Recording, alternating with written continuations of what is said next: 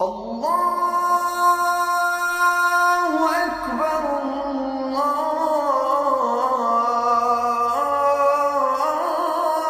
الله أكبر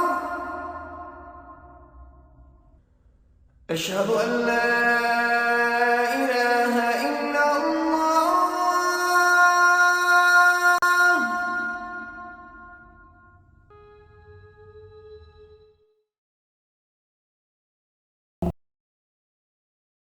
My name is Deana Haggag. I live in Chicago, Illinois in the United States, and I run an organization called United States Artists. And what's this organization is all about? We give money to individual practicing artists in the US. So we give about 50 artists a $50,000 art award every year to honor their work and accomplishments. And we fund architects, designers, dancers, filmmakers, theater practitioners, visual artists, musicians, writers, a bunch of artists, all kinds of artists. Okay. And how do you see the relationship between art and society? A couple of things. I think that art keeps us honest. I think that art perhaps helps us understand others, and I think this is increasingly important in the world today, given how easy it is to feel disenfranchised. How do you see the role of Muslims in the United States? How they are contributing?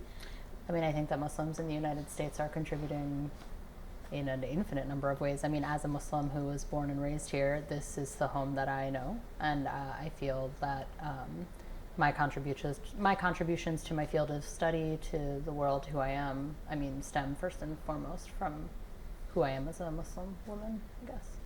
Yeah. Do you think, ma'am, Muslims here in America, United States, they are well blend in, they are okay whatever they are doing, or they are facing challenges being a Muslim living here? I think that I do not think that Muslims. I think that Muslims in the United States are currently being demonized. I think that this impacts different Muslim communities in different ways. I think that to be Muslim in this country today is to constantly face a news rhetoric and currently a political office that is trying to make you a target. And I don't think that that helps anybody. Yeah. But I do think that Muslims overwhelmingly have overcome this and are learning to exist in the United States in the best ways that I think we know how. Yeah. And do you think American society it has accepted you as you or as Muslim?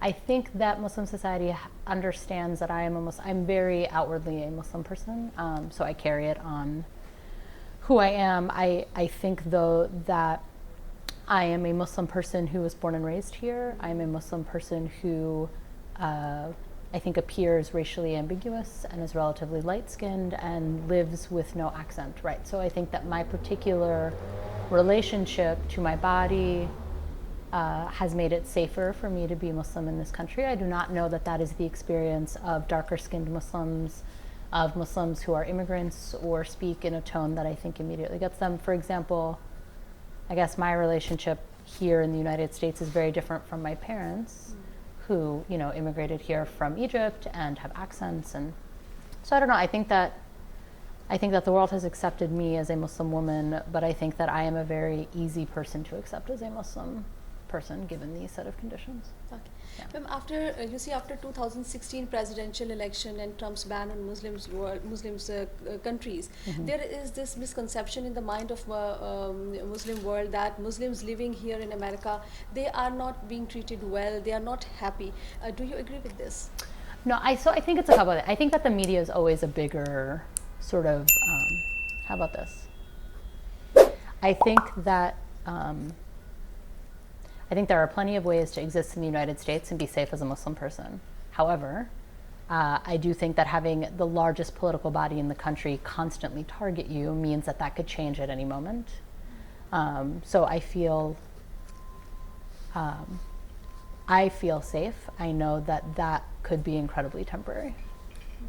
I guess is the way that I think about that.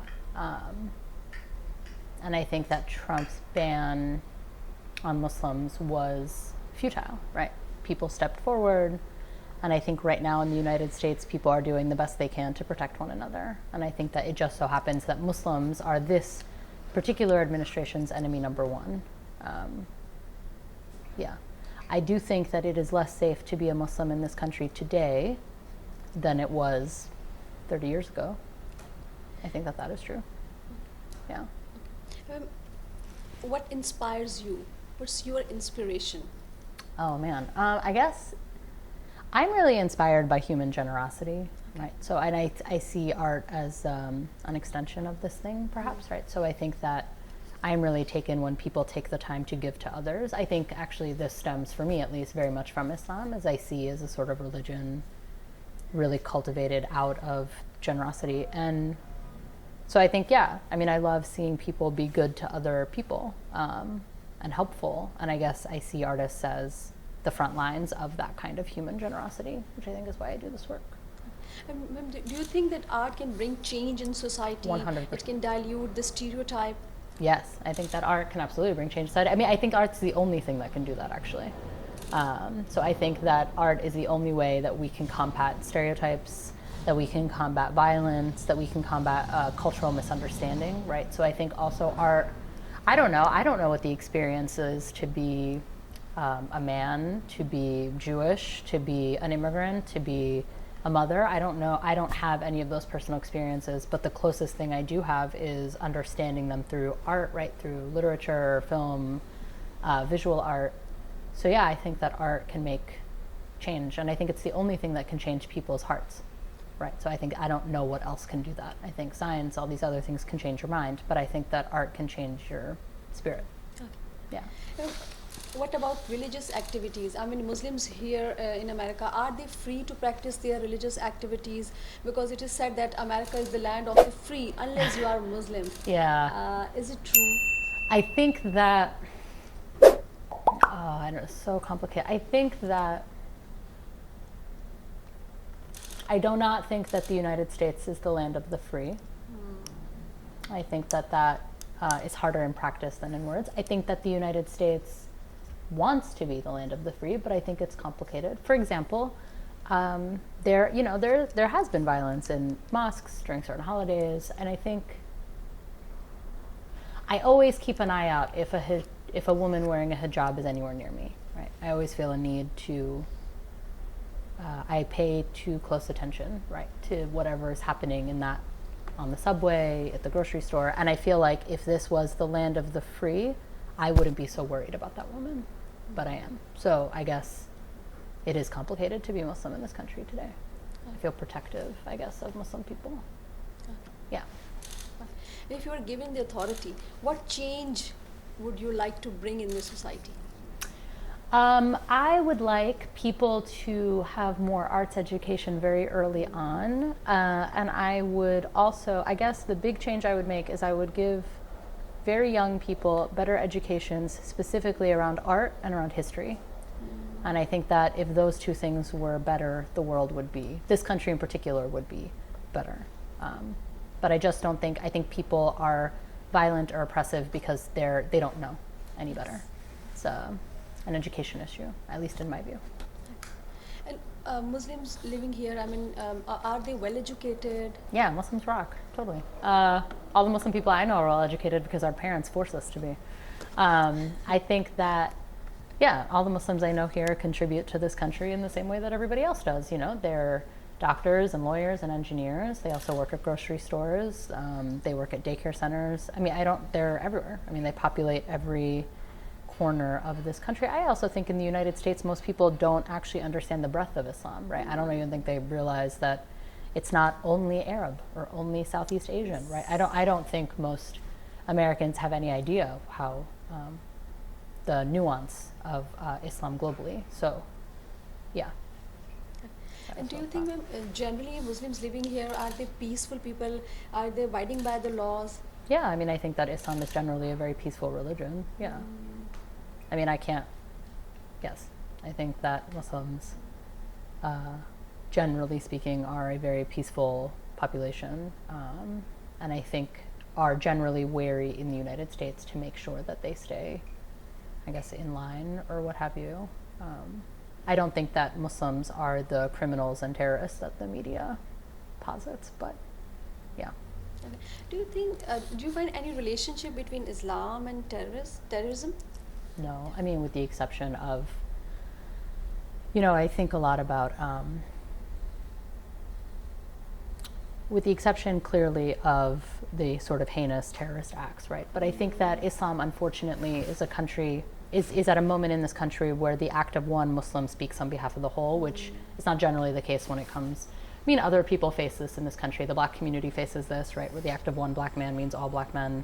But this isn't the case in this country for Christianity or Judaism, so overwhelmingly, white Christian men shoot up schools, but it doesn't reflect on all white Christian men, right? Unlike the experience of being Muslim. So unfortunately, when people who identify as Muslim, though I see no Islam in their act, commit acts of terror, this somehow reflects on all of us. And I think that we know that's not real. We know that that's untrue, but I understand why it's easy to weaponize that against a group of people. But no, I don't see any direct correlation between Islam and terrorism in the way that our government has tried to sort of solidify in our minds. And what do you think on how should we train our youth? What should be the role of parents, society, universities, masajid, mosques, that our youth should be productive like you, and they should not adopt the bad ways or negative ways. They should not go for extremism or drugs. In general, I'm talking about youth in general, not specifically youth in Pakistan or America or Somalia or Bangladesh. No, in general, what should be done to help youth sort of stay away from these activities and productive? Yeah, I think that, do you feel that youth are generally unproductive? No, especially when you talk about Muslim youth, whenever there is something wrong, Muslims are there to be blamed. Yeah. So, and you see extremism, terrorism, it's very much in youth. I don't see them very hopeful. I don't know. They're frustrated. Yeah, clearly. I think so. They are misguided. They are not properly being guided. What should be done for them especially? I think that young people... What's the way forward for them? Yeah, I think that it is a very complicated time to be a young person. I think that